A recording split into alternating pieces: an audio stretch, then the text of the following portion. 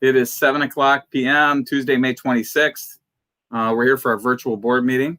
Ms. Grahowski, could you call roll for us, please? Mr. Estheimer? Present. Mr. Green? Dr. Pomponio? Here. Mr. Lamos?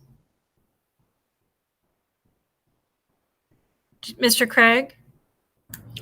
Mr. Craig is having trouble connecting. He should be on shortly. Mr. Freitas? Here. Mr. Sage? Here.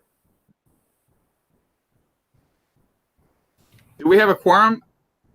Estheimer, Sage, Freitas, that's it, right? Yes, only Mr. Lamos and Mr. Green are absent. All right. Oh, Dr. Pomponio's here too. Okay, we have a quorum. Thank you. Let's start with the Pledge of Allegiance, please. I pledge allegiance to the flag of the United States of America and to the republic for which it stands, one nation, under God, indivisible, with liberty and justice for all. Thank you. All right, Southgate's mission statement is learning for life. Our vision statement, Southgate Community Schools, the best choice for students and parents. Brings us to item D, revisions and approval of agenda. Mr. President. Yes, Mrs. Pastor.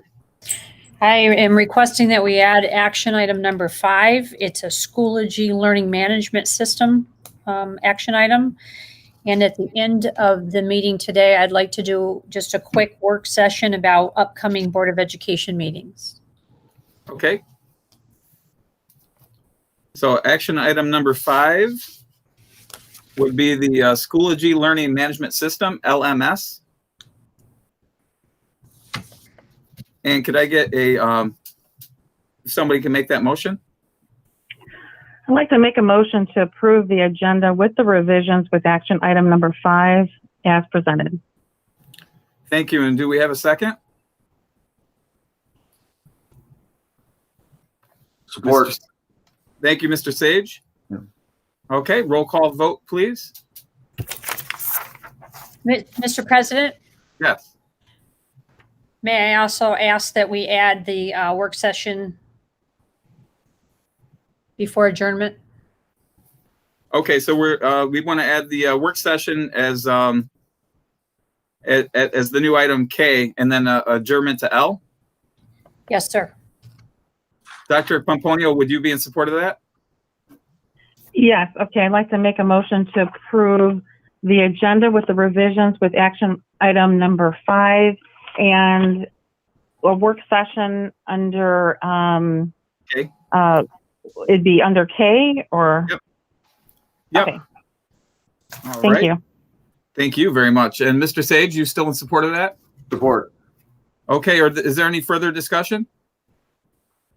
Okay, if we can roll call vote, please. Dr. Pomponio? Yes. Mr. Sage? Yes. Mr. Estheimer? Yes. Mr. Craig? Is he giving a sign of any kind? Yeah, he's not present, I don't believe. Okay. Mr. Freitas? Yes. Mr. Green? Is Not that- present yet either. and Mr. Okay. Lamos? Okay. All right, thank you. All right, that brings us to item E, which is citizen comments. Ms. Grahowski, did we have any citizens' comments that were turned in? Not that I was given, no. Are there any citizens present now that wish to make any comments? No one has filled out the form. Thank you. All right, that moves us to item F. There's presentations, and we currently have none. And then down to item G, which is our consent agenda, which consists of the May 12th, 2020 regular board meeting minutes. I'd like to make a motion to approve the consent agenda as presented. Thank you. And do we have support? Support. Thank you, Mr. Sage. Any discussion? All right, roll call vote, please. Ms. Grahowski? Mr. Sage? Yes. Mr. Estheimer? Yes. Mr. Craig? Mr. Freitas? Yes. Mr. Craig has joined us, so he should be able to answer you, Teresa. Okay, Mr. Craig?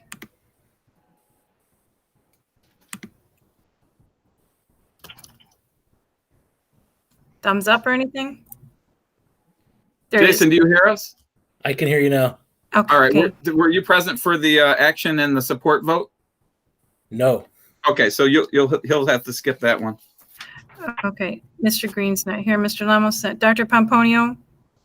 Yes. All right. Thank you, everyone. All right, that moves us on to motion carries, by the way, and that moves us on to item H, our action agendas. Tonight we have 5 items. The first one is adoption and ratification resolution for the 2020 bond. If somebody would like to make a motion.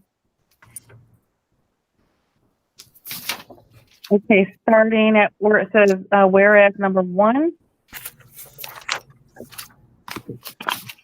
Yes. Okay.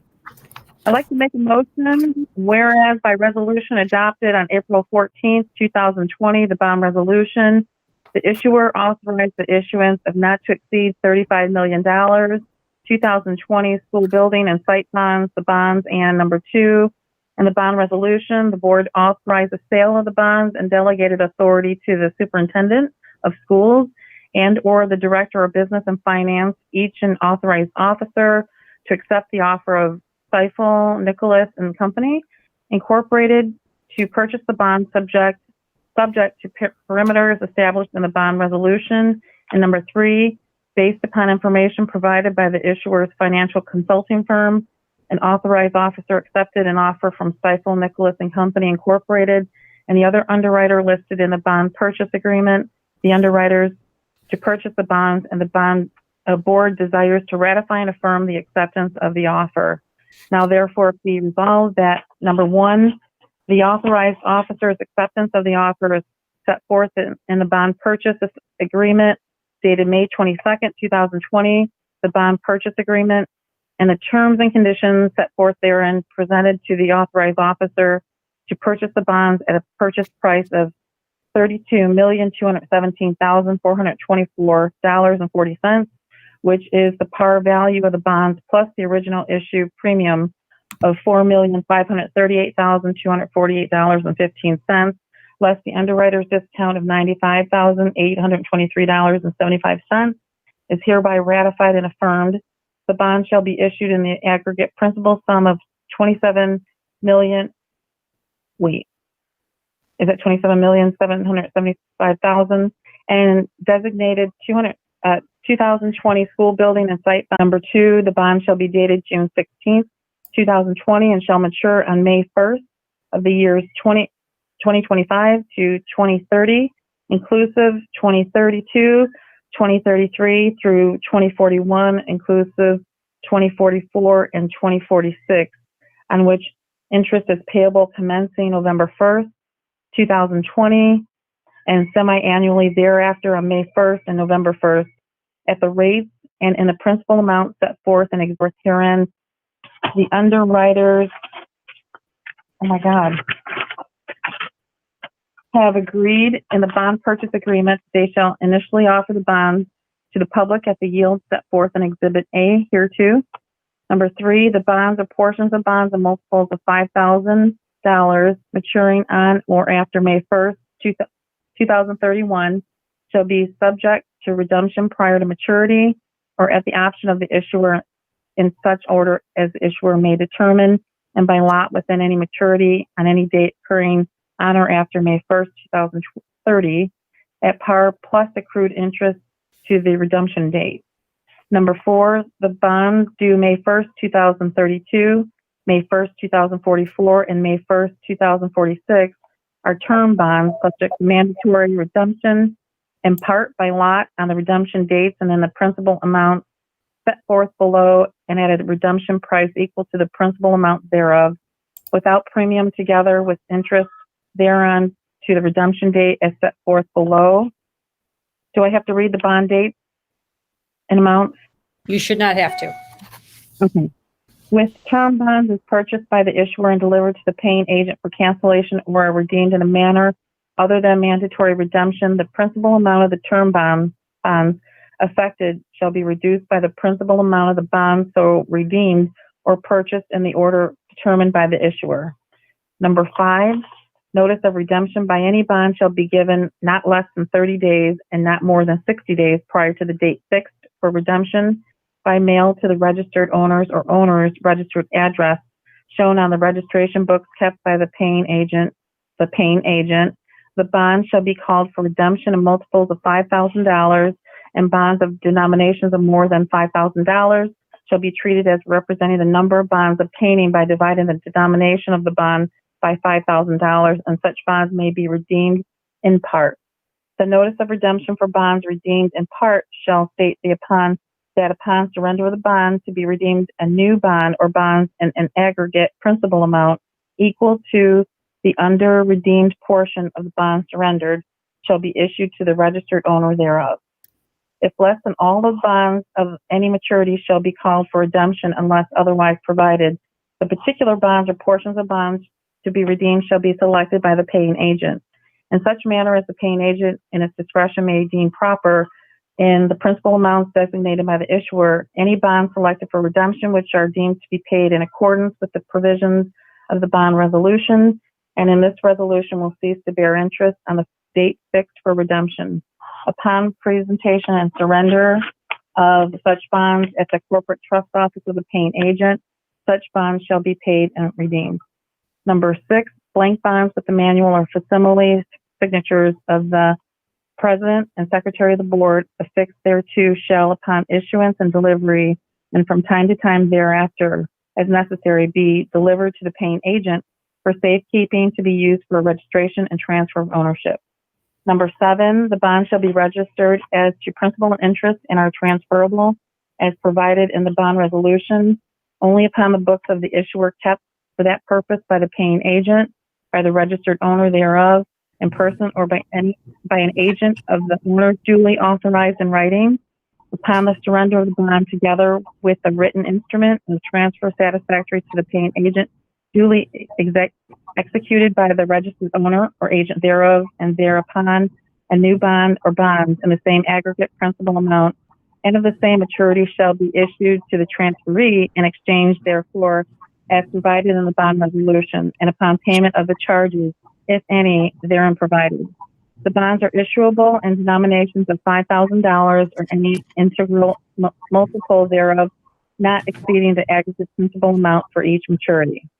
If any bond shall become mutilated, the issuer, at the expense of the holder of the bonds, shall furnish or cause to be furnished, and the paying agent shall authenticate and deliver a new bond of like tenor in exchange and substitution of the mutilated bond upon surrender to the paying agent of the mutilated bond. If any bond issued under this resolution shall be lost, destroyed, or stolen, evidence of the loss, destruction, or theft and indemnity may be submitted to the paying agent, and if satisfactory to the paying agent and the issuer at the expense of the owner shall furnish or cause to be furnished, and the paying agent shall authenticate and deliver a new bond of like tenor and bearing the statement required by Act 354, Public Acts of Michigan, 1972, is amended being sections 129.131 to 129.134, inclusive of the Michigan compiled laws or any applicable law hereafter enacted in lieu of and in substitution of the bonds so lost, destroyed, or stolen. If any such bonds shall have matured or shall be about to mature, instead of issuing a substitute bond, the paying agent may pay the same without surrender thereof. Number 8, upon delivery of the bonds, the accrued interest, if any, shall be deposited in the debt retirement fund for the bonds, and the balance of the bond proceeds shall be used as follows. A, the approximate sum of $150,000 shall be used to pay the cost of issuance of the bonds, and the balance remaining from that sum after paying the cost of issuance shall be deposited in the 2020 Capital Project Fund. B, the sum of $32,067,424.40 shall be deposited to the 2020 Capital Project Fund. Number 9, the preliminary official statement dated May 14, 2020 is deemed final for purposes of Section Rule SEC Rule 15C2-12B1 relating to the bonds and its use and distribution by the underwriters is hereby authorized, approved, and confirmed. Number 10, an authorized officer is authorized and directed to execute and deliver the final official statement on behalf of the issuer. An authorized officer is further authorized to approve, execute, and deliver any amendments and supplements to the final official statement necessary to ensure that the statements therein are true as of the time the bonds are delivered to the underwriters, and that it does not contain any untrue statement of a material fact and does not omit to state a material fact necessary in order to make the statements in light of the circumstances under which they were made, not misleading. And authorized officer is further authorized to execute a certificate of issuer to enable the underwriters to comply with the Rule 15C2-12 under the Securities and Exchange Act of 1934 in connection with the offering and sale of the bonds. In the absence of an authorized officer, the president may execute the above documents. Number 11, the issuer hereby ratifies and affirms the appointment of the Huntington National Bank, Grand Rapids, Michigan, as paying agent bond registrar and directs an authorized officer to execute for and on behalf of the issuer a paying agent bond registrar agreement.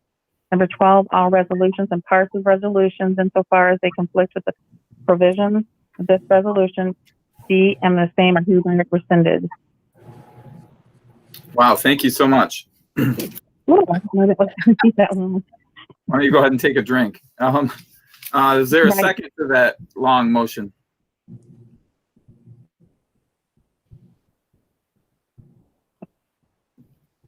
We have Support. Mr. Freitas. Okay, do we have any discussion? Any discussion regarding action item number 1? All right, Ms. Grahowski, will you please roll call vote for us? Mr. Freitas? Yes. Dr. Pomponio? Yes. Mr. Sage? Yes. Mr. Estheimer? Yes. Mr. Craig?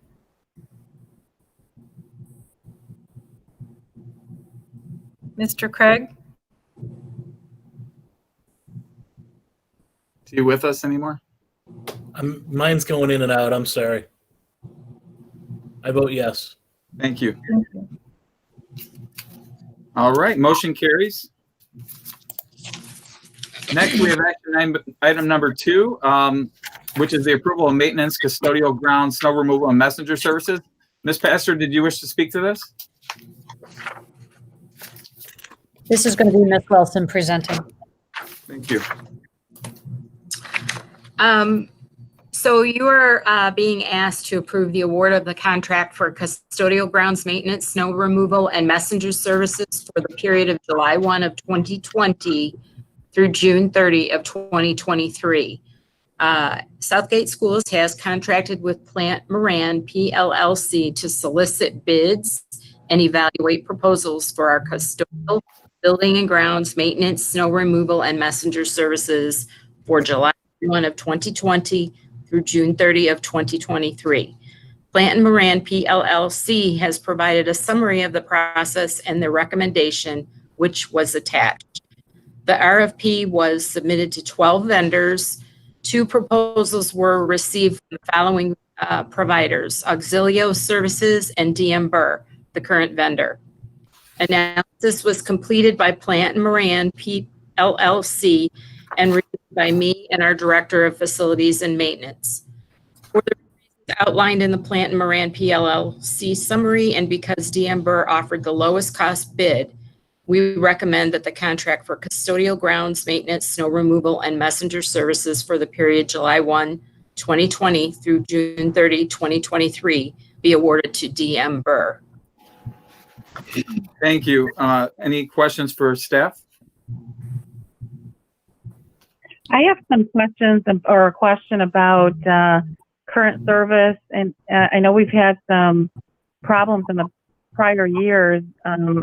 Have we improved on those issues, and what does the complaint look like currently with Denver? I would like Jacob to speak to that. Jacob, can you unmute?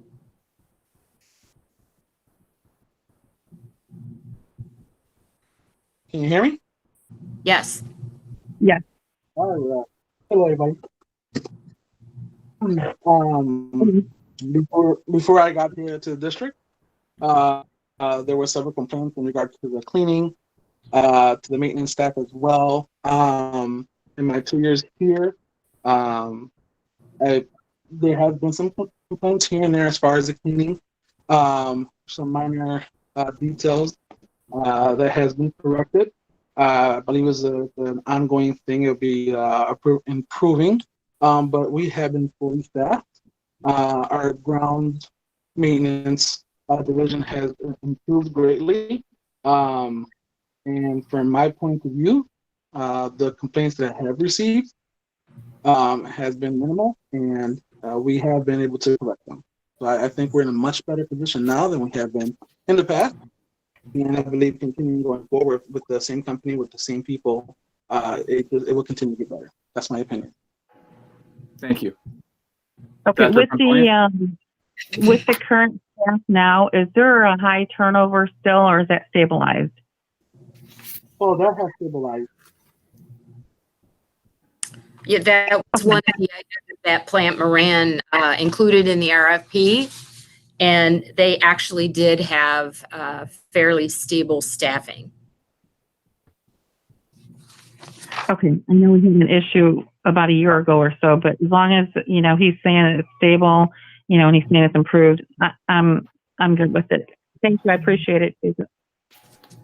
Thank you. Any other questions for staff? Mr. Craig? Bear with me if you can, because I'm not sure how stable my Wi-Fi connection is here right now. But did we look at what it would cost if we brought things back in-house? Do we know what that would be? No, we did not look at that. And I imagine simply by the fact, that we're paying 40 to 43% of retirement on each employee, the cost would be quite a bit higher than we're being quoted. On the back of this proposal, that's what they're paying the individuals. For custodial, I wanted to say it was something like $30-some per person per hour. Custodial looks I like thought it was a 11. 26. I'm sorry. I thought it was about a 26% markup. It is. Let me look at I don't have it right here in front of me. It is approximately that. Let's see what that would be. It looks like custodial, they're paying $11.25 to $12.75 per hour. Correct. That's what they're going to pay the individual. That's not what we get billed. Right. I mean, I guess I'm just looking at the number, the 3.5 million, almost 3.6 seems like a lot. And not to say that that's, not a fair number. I just, I wonder if we couldn't beat it if we were doing our own. I mean, but we didn't look at that at all. No, we were looking to go out just for, my understanding was just to go out and get a new contracted bid. Right. So it was a difficult decision by the board several years back when they made the decision to third-party contract these services. And because they're all Southgate employees, they would be subject to the ORS. And so it would be about 45% of a markup. So every dollar would be 45 cents more for every employee every hour. So I don't know the exact figures, but I know it would definitely be, it would cost the district more money. Oh, so just because they become a Southgate employee, they're automatically part of the Office of Retirement Services. That's correct. Yes. I see. Okay. Thank you. All right. Thank you, Mr. Craig. Satisfied with that comment? Yes. Any other questions for staff? All right. And would somebody like to make a motion for action item number 2? I'd like to make a motion to award the contract for custodial grounds maintenance, snow removal, and messenger services for the period July 1st, 2020 through June 30th, 2023 to DM Burr. Support. Thank you, Dr. Paponio, and supported by Mr. Craig. Thank you. And any further discussion here at the table? The virtual table? No? All right. Ms. Grahowski, will you please call roll? Dr. Pomponio? Yes. Mr. Sage? Yes. Mr. Estheimer? Yes. Mr. Craig? Yes. Mr. Freitas? Yes. Thank you. Motion carries. Brings us to action item 3, the approval of the purchase of a Z-Turn lawnmower. And who will be presenting that? Mrs. Pastor.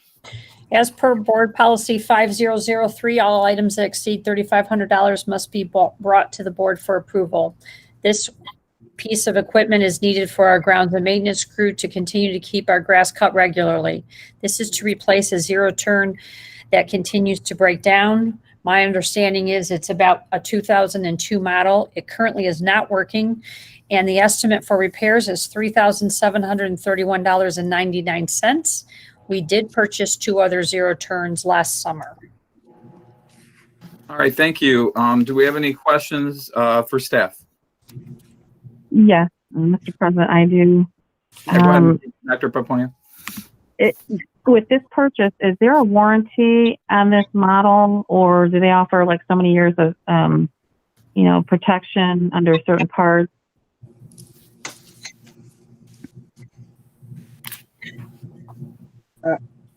I can answer that. Yes, we have a 5-year or 1,250 hours warranty, whichever one comes first.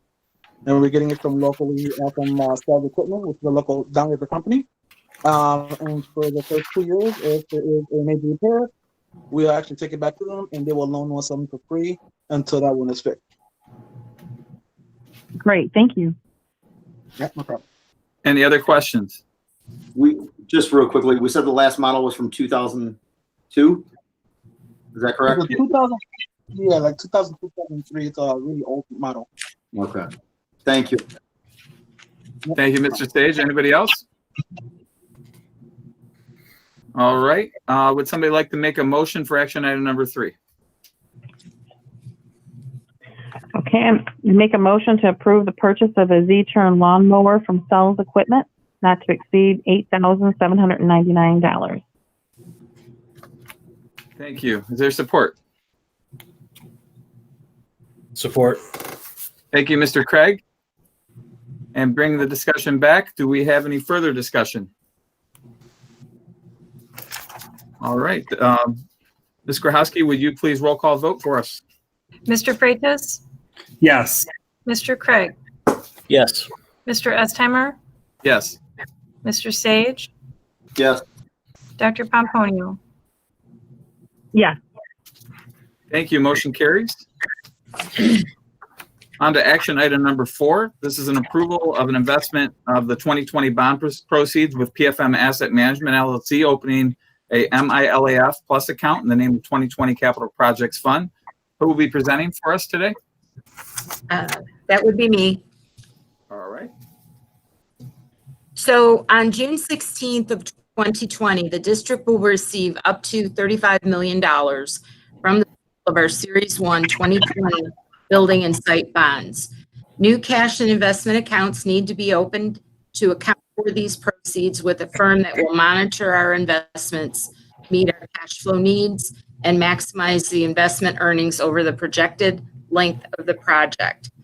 I discussed the options and information with 2 companies the district currently deals with, Huntington and PFM Asset Management LLC. Based on the history with the district, experience with school district bond projects, investment portfolios, and interest rates, fees, and investment monitoring practices, it is my recommendation that the bond proceeds be deposited with PFM Asset Management LLC.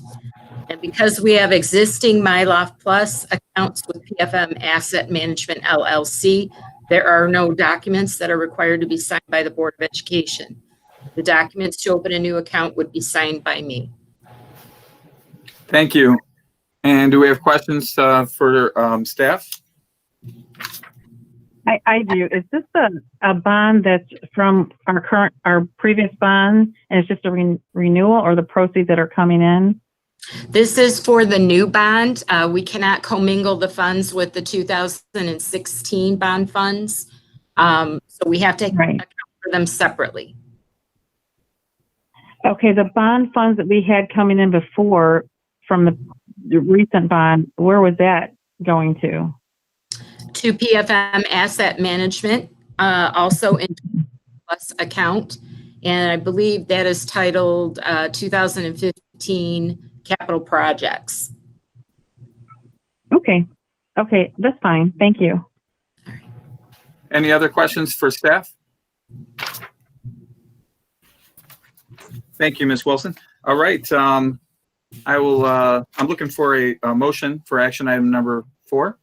Mr. President, Yes, Mr. Craig.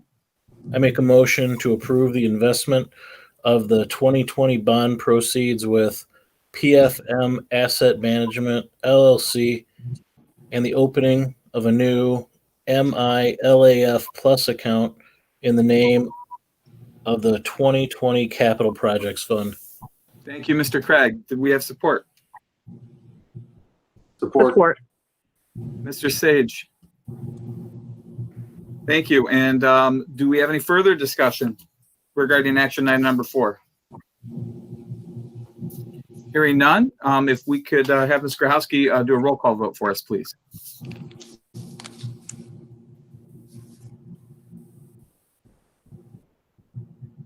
Roll call vote, Mr. Grahowski. Sorry, I didn't unmute. Dr. Pomponio, Yes. Mr. Sage, Yes. Mr. Estheimer, Yes. Mr. Craig, Yes. Mr. Freitas. Yes. Thank you. Motion carries. All right, and now we're on to action item number 5, which is the newly added item that we added on earlier in the meeting. This is the Schoology Learning Management System, LMS. Ms. Pastor, would you be presenting? No, Dr. Baker Herring will be presenting. All right. So I think I'm going to share my screen just because I wanted to make sure we could kind of give you a little background from our Holt meeting that was last Thursday. So one of the things we did, we started what? Sorry, Jill. It's really tiny. Oh, I got it at 200%, no? I can see it fine. Okay. Yeah, it's fine on my side. Yeah, I put it as big as it could be. So before we got the group together, we actually asked for some feedback about questions and concerns they had with remote learning up to this point. So folks that were interested in being on the continuity of learning team shared that a list of concerns. So we kind of highlighted them here. So before I present the actual item, I'd like to kind of just touch on that. I know everyone was not at the meeting besides Andy, and Andy's not here tonight. So I'll try to do a brief little overview of what the consensus was from the team. So one of the things that we wanted to be very clear about is that we really wanted to have every student in the district, K-12, young 5s through 12 actually, with a district issued device. We really want to make sure that we're one-to-one, and we want to make sure that we have this in place in case, we are not starting back with, a face-to-face option, or if we are starting back partial, where we can have some students in the building and some students, online. But then also we want to make sure that we're able to address the parents' concerns, if they're a little bit leery of sending their student back in the fall, but we have an option for them. We want to make sure that everyone knows that we're still able to provide instruction for students, even if they're, in school or virtual. And then lastly, obviously, if there's a second wave or a third wave, we want to be able to be prepared for that. And so to do that, we definitely have to consider a one-to-one option. And so with that one-to-one option, we need a learning management system. And one of the things that was expressed from the team was consistency across K-12. And one thing we have right now is teachers are using various tools. And so a parent who might have an elementary, a middle, and a high school student are logging into a variety of ways to get their, instruction to their students. So we really believe it's best that we have one platform for the whole entire district. That way students, parents, and teachers all are using the same tool. We're trained in it, we're familiar with it, and moving forward, we'll all be on the same page. The other bonus to that is that it's a one-stop shop. We don't have to log in one tool and log out to get into another, another learning application like Flipgrid or Edpuzzle or whatever teachers are using. Many of these tools integrate directly with our proposed learning management system. So it's just a streamlined way to provide information to parents and students. The third topic that came up was really about communication. Parents and teachers really felt like folks were confused. Do I go to Remind? Do I go to Class Dojo? Do I go to my Google Classroom? Do I go to Seesaw? What do I do to get the information for my student? So with this learning management system, it's across the board, young 5s through 12th grade. It's the same for every teacher, every classroom. And we just really feel that that would help us, moving forward. The other point that came up from teachers was, we don't want to wait till August to start this professional learning. We obviously know we need training. We need to become familiar with this tool and start building our curriculum within the tool. And so the sooner we can get them training, the better off they'll be. And so that's why it was obviously a late add to this board meeting, because last Thursday was our meeting. So just another piece to this information is that the state now is looking at learning management systems and supporting that for districts. And so they've highlighted 4 that they're focusing on. And so I put those there in this document. And I kind of highlighted a few things about the conversation that we had with the team. Moodle is something that we've had in the past. It's offered free through RISA, but it is not very user-friendly. And that was kind of expressed through the team. Canvas was another learning management system, and we know that it's primarily utilized in higher ed. So it's not necessarily as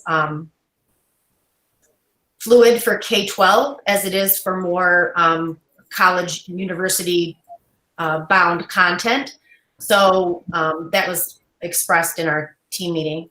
Brightspace was another one that our technology department as well as our staff were not familiar with that. So we felt like obviously that's not something we want to explore if we've not yet been exposed or had experience with that tool. And then finally, Schoology, which we are familiar with. There's actually free versions that some of our teachers use right now with Schoology.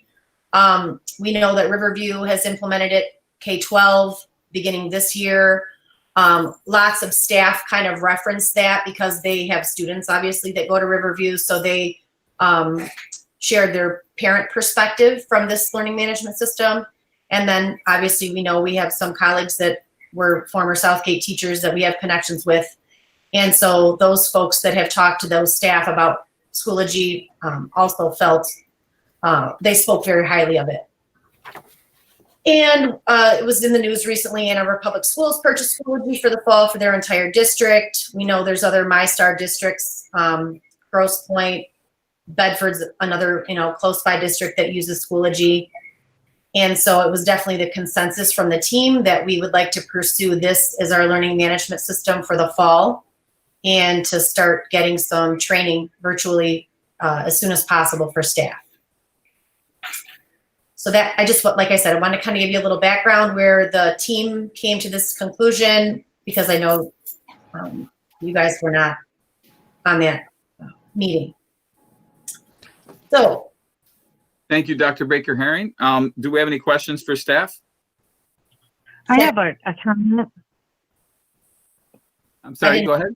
Oh, sorry. I have a comment. I don't know if someone else was before me or.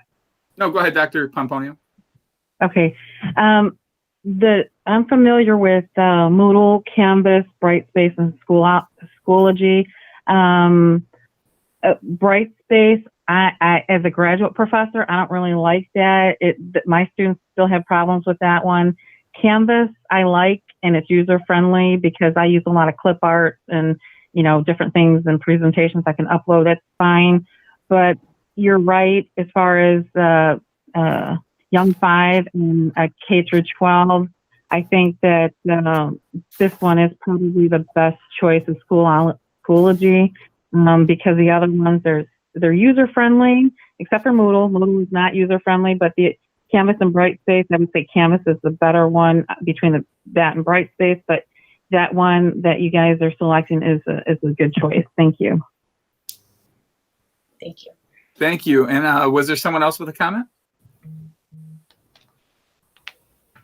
I just have a comment. Oh, go ahead, Mr. Sage. Just with summer approaching, obviously. So as far as the teachers, they would just go on at their own time and I don't want to say self-certify, but get acquainted with this through the summer. And then everybody would be good to go in the fall. Is that what we're thinking? I think it would be our hope that, there would be some virtual opportunities for them to, at their own pace. So like we kind of talked about, if there's a rainy day in July and you're like, hey, I've got a few modules here that I could, review and kind of work through, that would make sense for them to be able to do that. But I'm sure this would not be the last opportunity for training. So, if and when we are able to get back to face-to-face, of course we would want to provide additional opportunity for staff to get trained.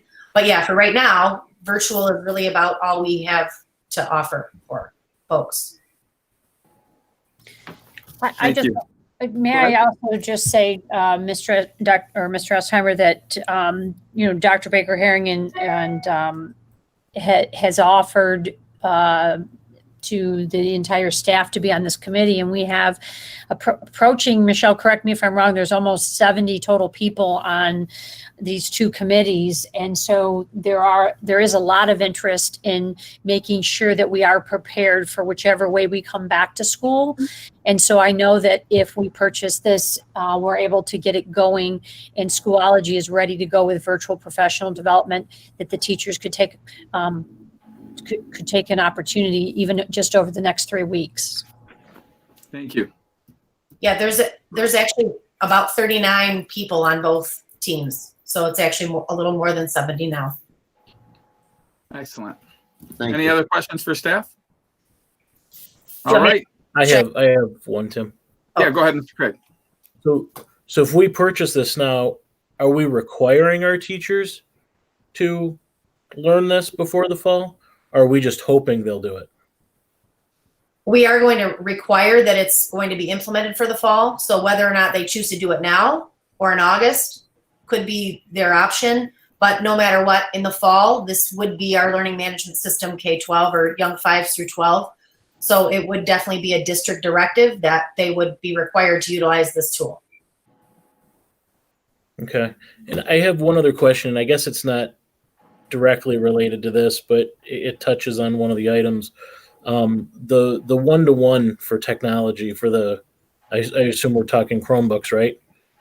Yes. Have we looked at any kind of a model that allows parents or students to purchase a Chromebook from us with some, because we can buy in bulk. We have that ability. And there's probably a big difference in the Chromebook that we could let them buy and the Chromebook that we have to buy if we're providing one for them, right? Like if we're buying one on their behalf or they're buying it from us and they're buying it, it doesn't have to have all the filters and things on it that make a Chromebook that you can get for $150 cost $350, right? Well, I was going to say, I thought Wendy might be on the call, but I'm going to do my best to I think, address what you're asking. So one of the things that we talked about before was, well, there are some families that have their own personal devices. Why would we need to purchase a Chromebook for them if they have their own devices? And part of the reason that I understand from the technology department is when it comes to support, when it comes to mass distributing content, it's done through a district-owned device. So I think once it's not a district-owned device, if you purchased it outright by yourself, your family, for students, it's no longer a district-owned device. So I think that the reason why we would go that route is because, it was explained to me that right now the struggle that they're having is kids, they're using from their phones to tablets to whatever, old PC that they might have had, 5 years ago, that when they try to download content that teachers are sending them, they can't. So they're reaching out, trying to get support. And technology says, well, what device do you even have? We don't even know what that is, and they have to do a lot of research and legwork on that end. And they're doing their best, but to really support what we would want in a one-to-one situation, we would want as much consistency in what the students purchased or we provided, so that the technology support says, oh, we know what this device is. This is how we service it. This is how we, push out information. So I think that would be part of the reason why technology would want to really specify what it is we provide students, so that they are not trying to provide technology support for, 10 or 15 different models and brands. No, and that's an excellent point. I don't know that we necessarily have to provide them support if it's their device. If it's our device, I think we owe them some support. But if all I'm saying is we can set this up and say, look, here's a Chromebook that we can buy, and it's let's just say, I'm going to throw out a number and say it's $150 a Chromebook. If we pay 100 of it, let them pay 50. Then it's theirs. They own it. They break it. Trust me, they'll take better care of it if they've got a little skin in the game. Where if we buy the Chromebook, I believe it's going to cost us closer to $350 for the same one, because we have to put all kinds of filters and things on it that we may not have to do if it's their device. I don't know if I'm... No, you are. Yes, you're exactly right. And we did actually talk about this recently, and there's a few different models from other local school districts that it might just be a responsibility fee when you pick up your device. It's a deposit. It's something that, that there is a little skin in the game, so right. That, when that happens, if there is a repair or something that needs to be addressed, that there's maybe a little bit more responsibility for that device.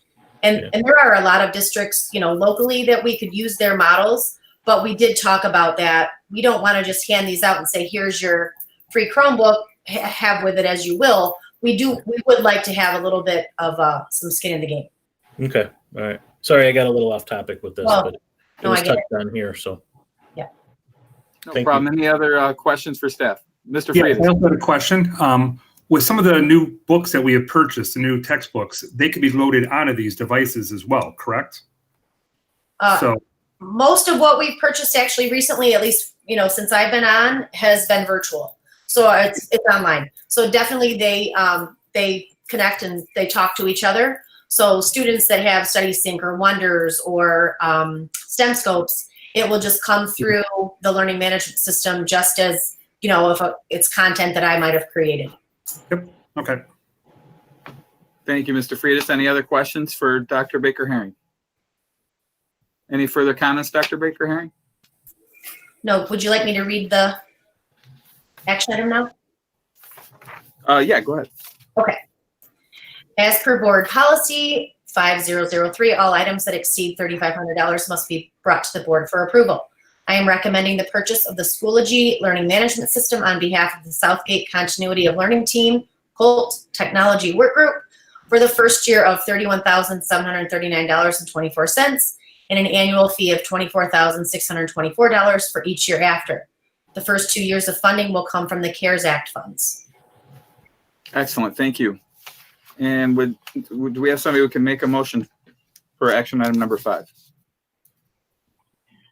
I make a motion to approve the purchase of the Schoology learning management system for the first year cost of $31,739 $2,000.24 and the annual fee of $24,624 for each year after. Thank you. Support.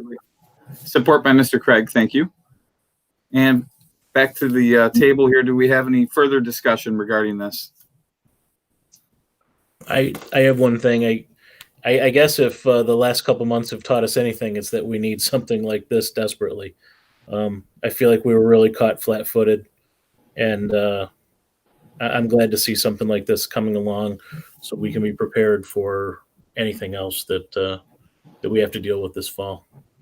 Yeah, for sure. And the fact that we can cover this with the Federal CARES Act funds, which is what it was designed. One of the things it was designed for. I think that makes it even a nicer deal for all of us. Any other discussion? If not, I'll ask for a roll call vote, please. Ms. Grahowski? Mr. Sage, Yes. Mr. Estheimer, Yes. Mr. Craig, Yes. Mr. Freitas, Yes. Dr. Pomponio. Yes.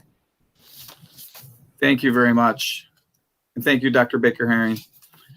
All right. Do we have any employee representatives for item 8? All right. And then we'll go down to item J, information and announcements. Would anybody like to speak tonight? I have something. Go ahead, Dr. Pomponio. I don't normally say this or mention it, but I do want to say it this year.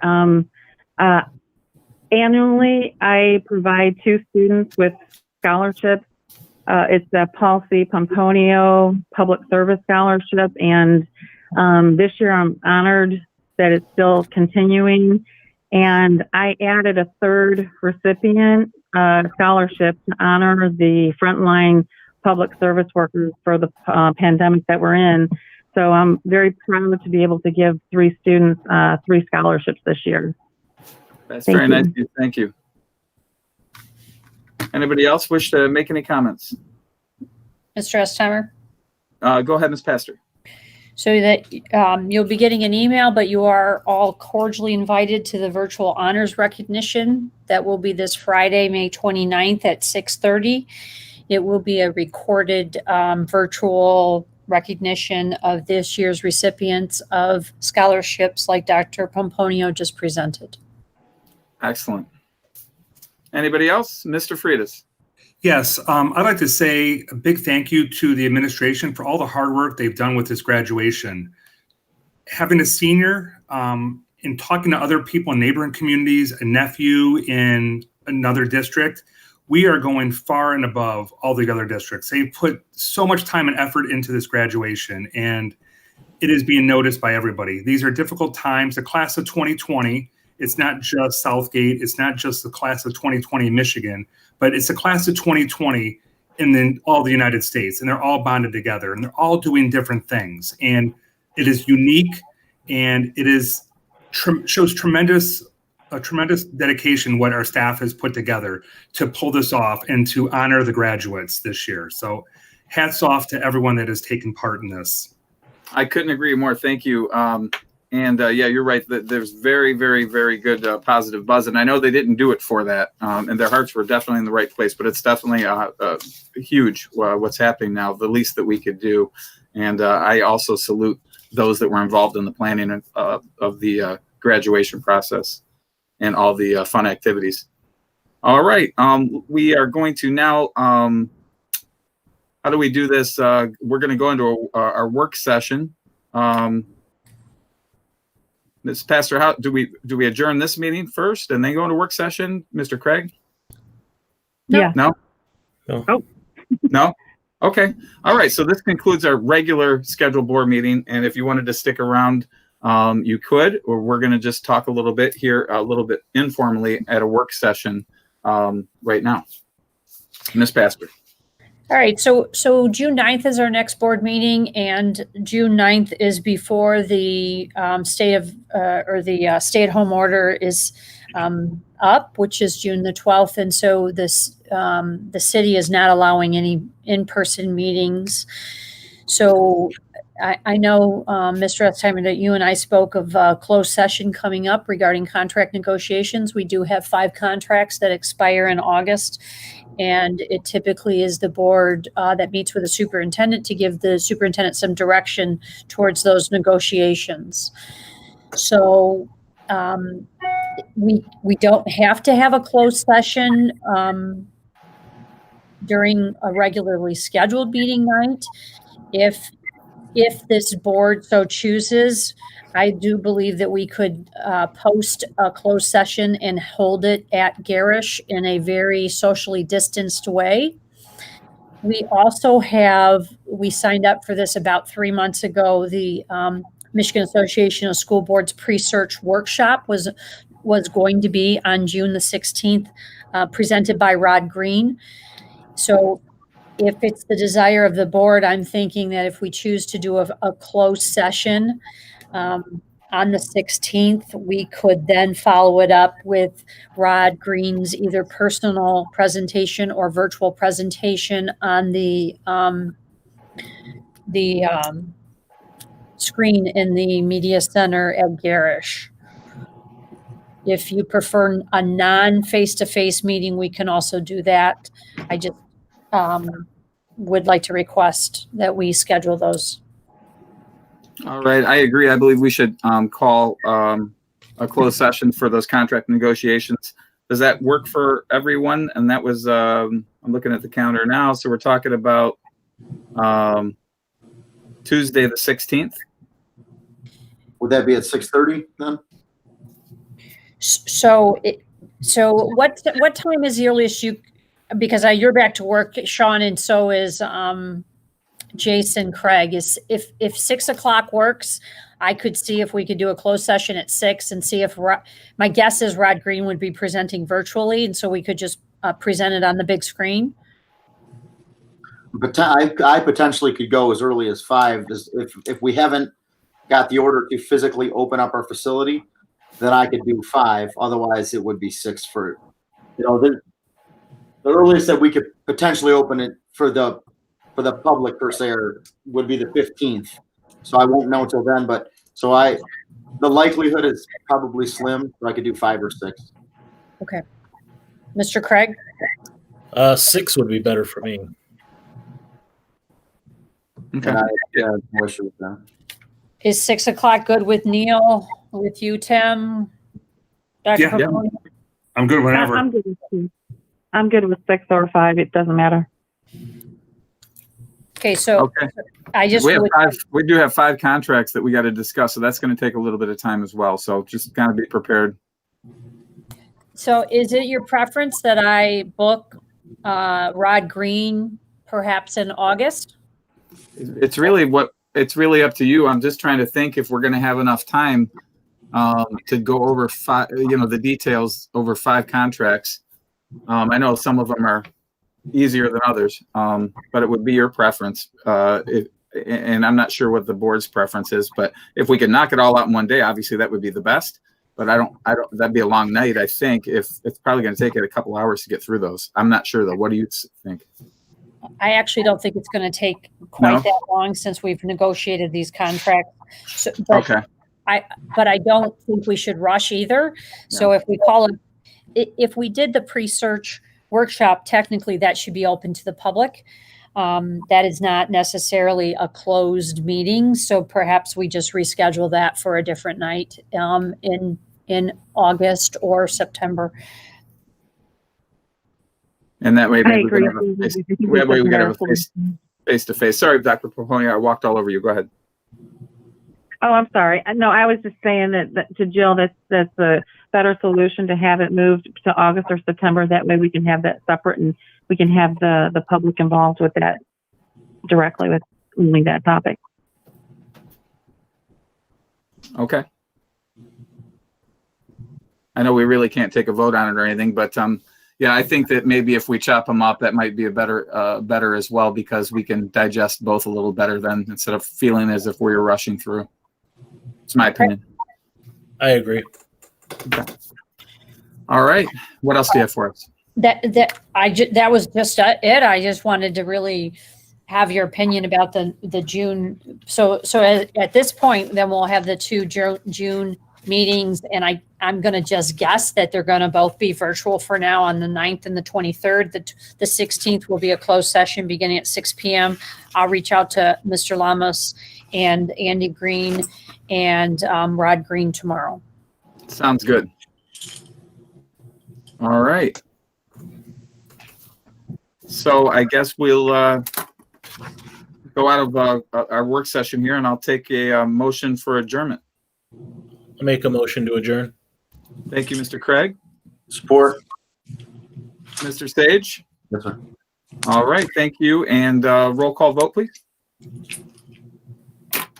Ms. Grahowski with us still? Yes, I'm here. Okay. Dr. Pomponio, Yes. Mr. Freitas, Yes. Mr. Craig, Yes. Mr. Estheimer, Yes. Mr. Sage. Yes. All right, y'all have a good night. I can't wait to see your faces again in